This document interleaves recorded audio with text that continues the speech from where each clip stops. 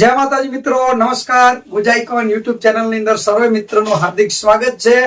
જો મિત્રો તમે અમારી ચેનલમાં નવા હો તો અમારી ચેનલને લાઈક કરો, શેર કરો અને સબસ્ક્રાઇબ કરો.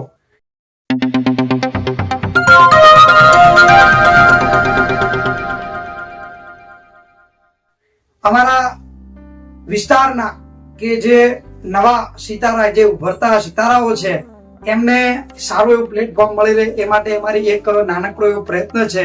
તો અમારા ગુજાઈકોન યુટ્યુબ ચેનલ થકી આ એક સારા નાના કલાકારોને સારું એવું પ્લેટફોર્મ આપવાનો એક અમારો એક નાનો એવી પ્રયત્ન છે.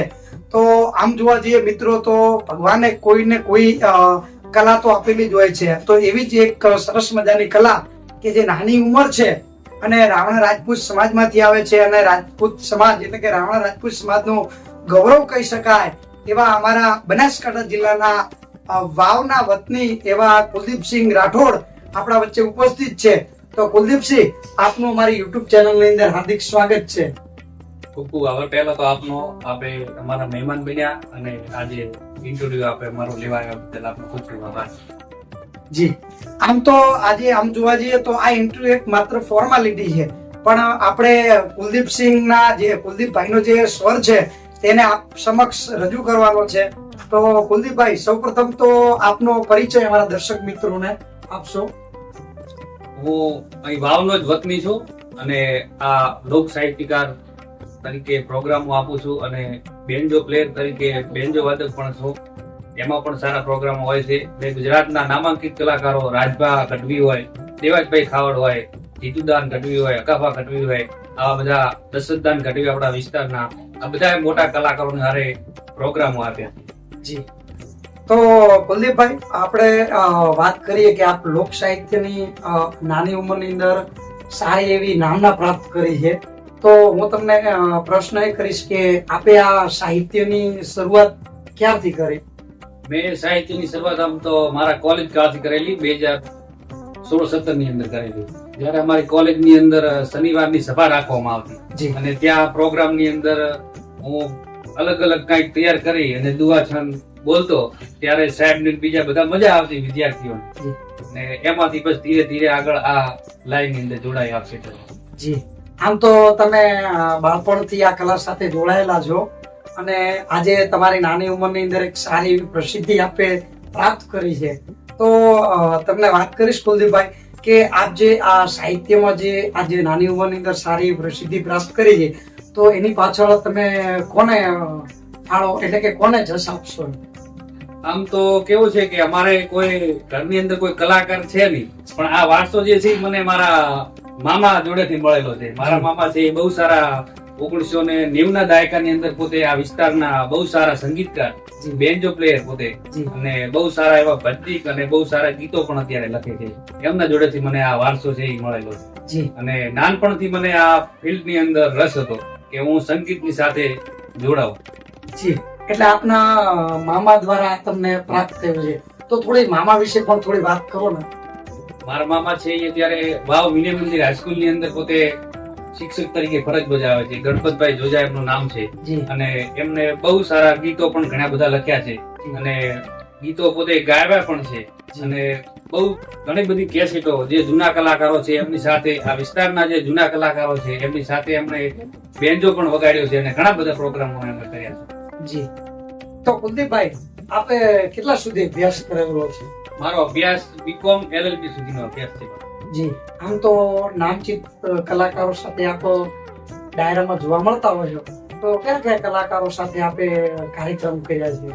મેં આમ તો આપણે દાદ બાપુ જે છે ગુજરાતના બહુ સારા કવિ છે, એમના દીકરા જીતુદાન ગઢવી સાથે, અકાફા ગઢવી સાથે, રાજભા ગઢવી સાથે, દેવાજભાઈ ખાવડ સાથે, સાગરદાન ગઢવી, હમણાં આપણે સિકુદર માતા જે પ્રોગ્રામ હતો ત્યાં જિગ્નેશભાઈ કવિરાજ સાથે પણ પ્રોગ્રામ કરવાનો મને મોકો મળ્યો, અવસર મળ્યો. જી, અને આપ તો આમ જોવા જઈએ તો સંગીતની અંદર આપ સારું એવું જ્ઞાન ધરાવો છો, તો એ સાહિત્ય રસ અમારા દર્શક મિત્રો સમક્ષ પણ રજૂ કરશો. અમને થોડાક ટાઈમ પહેલા બધા જો કે અલગ અલગ આપણી વાવની જે ધરતી છે એને બિરદાવી છે, વાવ થરાદની ધરતીને. ત્યારે મને એમ થયું કે અનેક કવિઓએ ગીત ગાવ્યા છે, કોઈ દુહાની અંદર વર્ણન કર્યું છે. ત્યારે મને એમ થયું કે એકાદ દુહાની અંદર આપણી વાવની ધરતીને યાદ કરવી છે. ત્યારે મારો લખેલો એક દુહો છે એ આપને સંભળાવો વાવ થરાદની ધરતી માટે. જી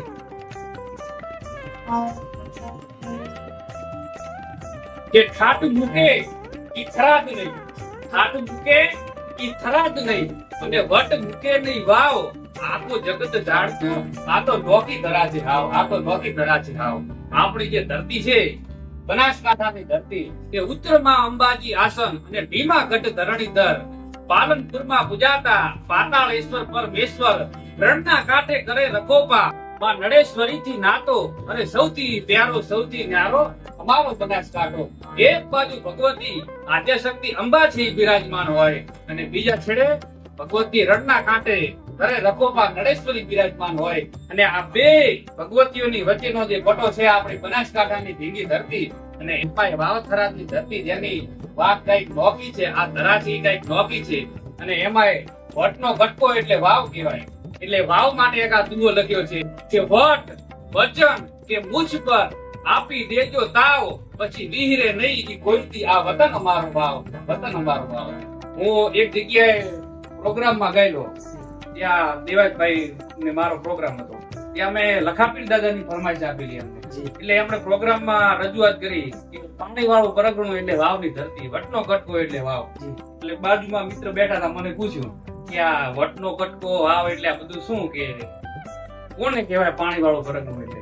પછી મેં એને વાત કરી કે દોસ્ત, તમારા ગામની અંદર જે કિલોમીટરના પથરા નહીં હોય ને એનાથી વધારે તો અમારી વાવની ધરતીમાં પાળિયા છે, અને અમારી વાવની ધરતીનું પાણી કઈક નોખું છે, વટવાળી ધરતી છે અમારી, કે એનું પાણી છે એના ખાલી 2 ઘૂંટડા જો હૈયાની માલિકો પડે ને તો માયાકાંગલામાં પણ મરદાનગી આવી જાય, માયાકાંગલામાં પણ મરદાનગી આવી જાય.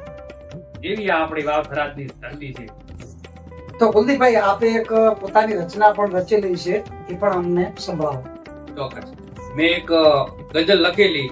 આમ અમે જયારે દોડવા જતા ત્યારે દોડતા દોડતા મિત્રે કીધું કે હવે રાઠોડ દોડવું છે, પૂરું કરવું છે. ત્યારે મેં એક પંક્તિ ગઝલની નીકળી ગઈ, અને પછી આ ગઝલ મેં બનાવી, એક નાનકડી કવિતા બનાવી કે મળે જો સથવારો સારો તો સફર હજુ લાંબી છે, મળે જો સથવારો સારો તો સફર હજુ લાંબી છે, ને તમારા પ્રેમના પડકારે આ મહેફિલ હવે જામી છે.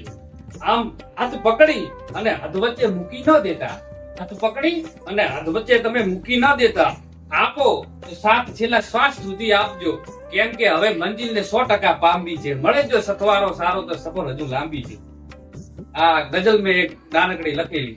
અને જ્યારે આપણે વાવની અંદર ભગવતી સિગોતર માતાનો જ્યાં ભવ્ય પાટોત્સવ ઉજવાય ત્યારે માતાજી માટે એક દુહો લખેલો, અને માતાજી માટે એક ગીત લખેલો, એની એકાદ બે આપને રચના સંભળાવું કે સિકોતરને સાજ કરો અને વિપક્ષની કરો એને વાત, સિકોતરને સાજ કરો અને વિપક્ષની કરો એને વાત, પછી અરજી સુણીને આવતી આ તો વાવ રેવાળી માત. એવી ભગવતીને યાદ કરીને આ ગીત લખેલું મેં કે વાવ ધરામાં બેહણા તારા અને ઊંચાઈ દેવળ ધામ, વાવ ધરામાં બેહણા તારા અને ઊંચાઈ દેવળ ધામ, હે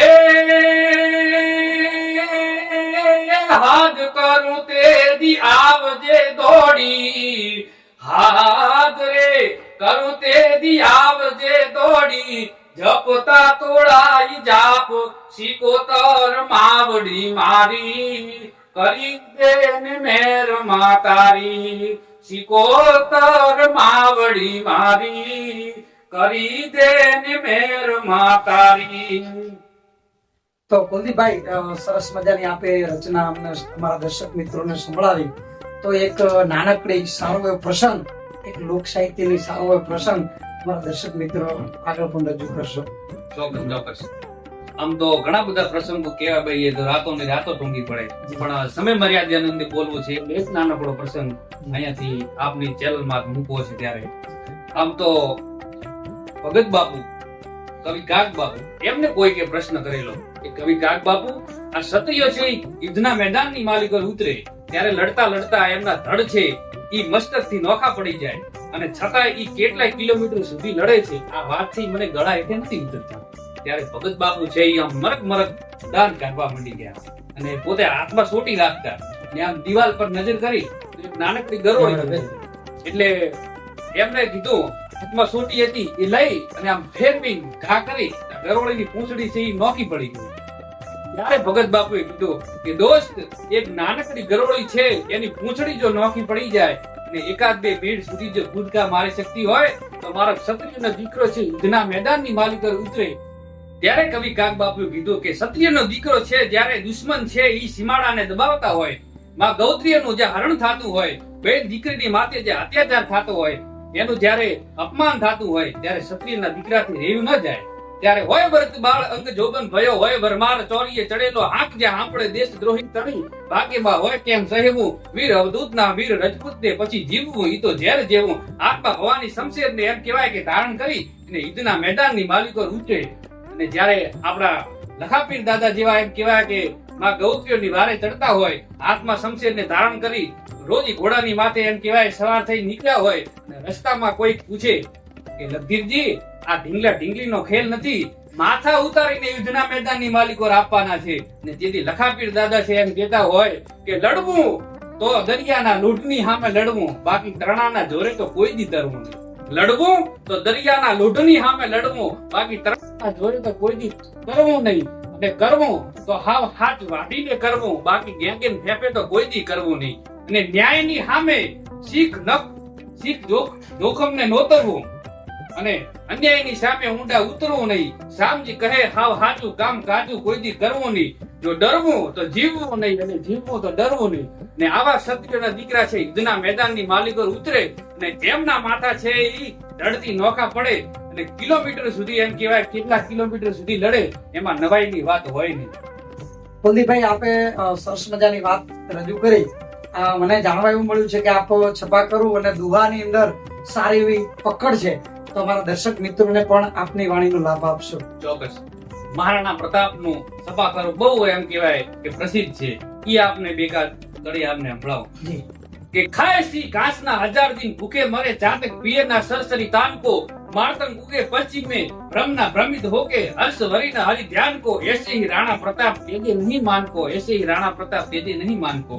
ઈ મહારાણા પ્રતાપ યુદ્ધના મેદાનની માલિકો જ્યારે હલ્દી ઘાટીના મેદાનમાં ઉતરે અને એનું વર્ણન કરતું આ સભાકારો છે કે લડ્યા હલ્દી મેદાન માથે એવો નાની ફોજ સામે વરવાને લાગે સાહી મોગલની ફોજ માથે એકલો ત્રાટકો રાડો અટકો એકતા વિના તોપના મંડાણ માંડા રાજપૂતી ફોજ માથે તોય લડ્યા નરબંકા મહાદેવ નામ ધરી સંગમાં ભેટ્યા રાણા સંગ તારે ઝાલા રાણા માથે ધરી તાજ તેદી રાખિયા નિશાન રાણા ધરી તલવાર મહારાણા વારી કરીમાન આવી ચિયા મોગલોની માથે જાલમાન.